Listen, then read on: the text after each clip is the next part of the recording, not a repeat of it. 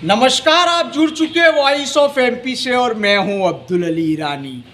बघाना की बात करें तो उपनगर बघाना, बदहाल बघाना, एक अतीत का पुराना शहर सा बघाना, जहां जो अपनी बदहाली पे आंसू बहा रहा है, जिसका कोई धड़ी धोरी नहीं दिखाई देता, जिसकी कोई व्यक्ति उसकी देखभाल करता हुआ नहीं दिखता, ऐसा बघाना। आइए इस बघाना के पिछड़ेपन पे, इसकी समस्याओं पे, इसके उत्थान के लिए क्या किया जाना चाहिए, इसके लिए बात करते हैं।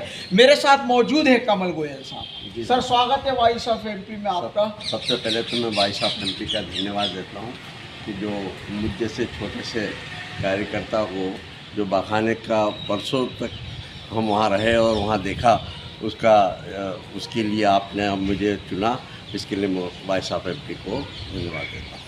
गोयल साहब, मैं सबसे पहले जानना चाहूँगा कि बघाना की बदहाली का कारण क्या मानते हैं?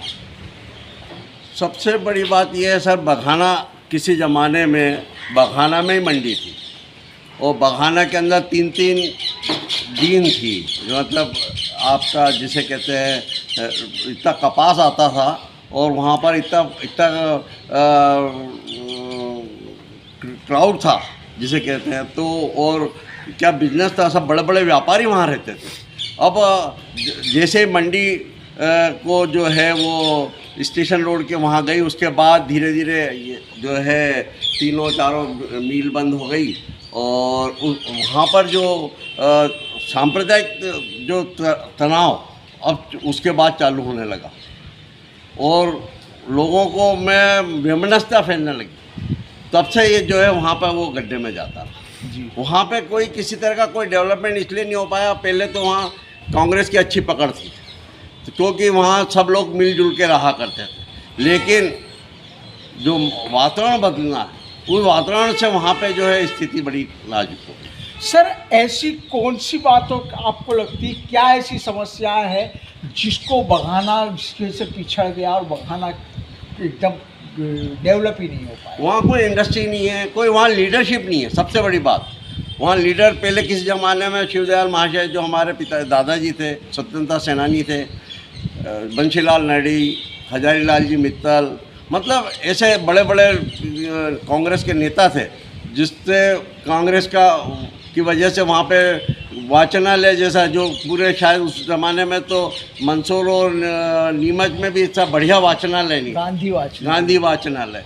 और इसी तरह से जो गौशाला थी, किस ज़माने में बघाने की गौशाला जो नामी गोपाल गौशाला थी, वो धीरे धीरे करके ख़त्म हो गई। सब वहाँ पे जो डेवलपमेंट ख़त्म हो गया।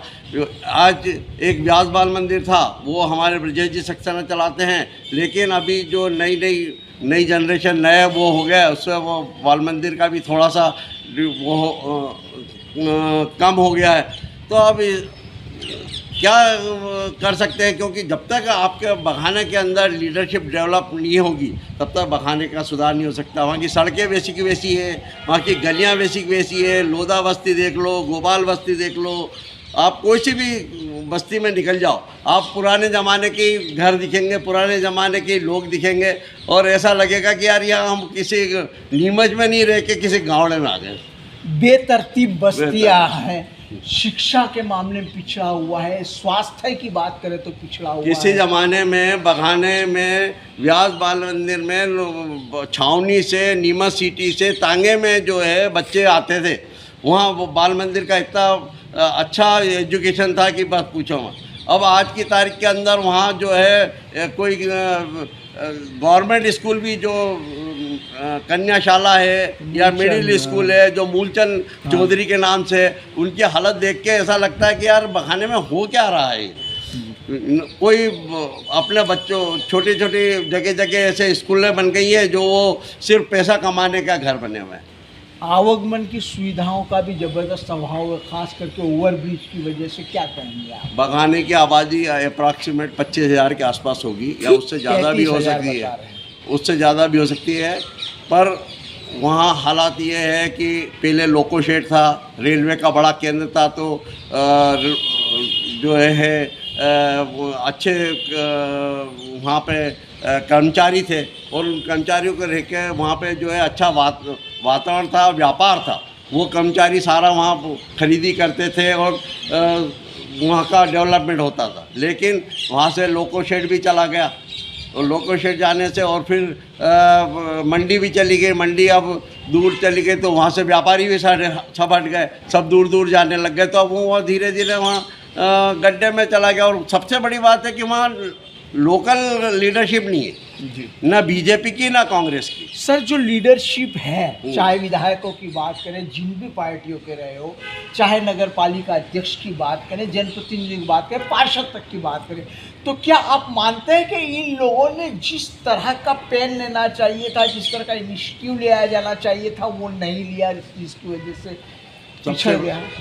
सबसे बड़ी बात, वहाँ से कोई नगर पालिका के अंदर कोई बड़ा लीडर नहीं बना, और जो लीडर बनने की कोशिश करी तो उसके जो है अपने ही लोगों ने उसकी टांग खींचने की कोशिश करी। और वहाँ पर यदि आपने वहाँ कोई काम करने की किसी ने अपनी जवाबदारी या किसी को लीडर बनने की कोशिश करी तो उसको जो है कि बड़े क्षेत्र के लोगों ने उसको बनने नहीं दी, तो वो काम हो ही नहीं सकता। वर्तमान जनप्रतिनिधि जो हैं उनकी भी तो जिम्मेदारी बनती है। वर्तमान प्रतिनिधि अपने स्तर पर सब काम करते हैं। सक्सेना जी कर ही रहे हैं, वो बहुत ज़्यादा एक्टिव रहते हैं, जगह जगह जाते रहते हैं। विधायक की बात करें, और विधायक तो कोई यहाँ के विधायक तो किसी काम के नहीं है साहब। क्या आप कुछ भी कहो, वो तो जो है कंधे पे हाथ रखेंगे, चाय पिला देंगे, नाश्ता करा देंगे, दोस्तों के भी बैठ जाएंगे। लेकिन काम के नाम पर यदि उनसे कहो कि आप भगाने की तरफ ध्यान लगाओ तो वो सिर्फ चुनाव के वक्त में या वैसे यदि उनका कोई स्वागत समारोह हो तो वो वहाँ चले जाएंगे, भाषण झाड़ के आगे जाएंगे और कोई काम नहीं करेंगे। बघाना के डेवलपमेंट के लिए किस तरह क्या किया जाना चाहिए, क्या किया जाना चाहिए? चाहे आवागमन की बात करें, एजुकेशन की बात करें, मूलभूत सुविधाओं की बात करें। सड़कें चौड़ी होनी चाहिए, सड़कें साफ़ सुथरी होनी चाहिए। सड़कों के अलावा वहाँ इंडस्ट्री, 2-4 इंडस्ट्री जो जगह है आपके रावण जो पुलिस थाने के इधर और कुछ जगह आपके पठारी की तरफ इधर कोई इंडस्ट्री बड़ी आ जाए तो, या कोई ऐसे प्रोजेक्ट आए ताकि वहाँ के लोगों को रोज़गार मिले।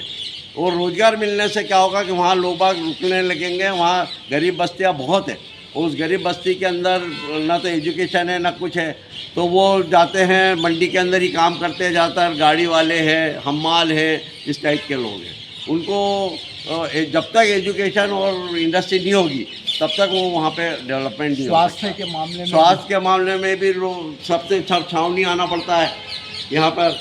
वहाँ पर कोई छोटे छोटे झोला छाप डॉक्टर हैं, बाकी कोई हॉस्पिटल है नहीं।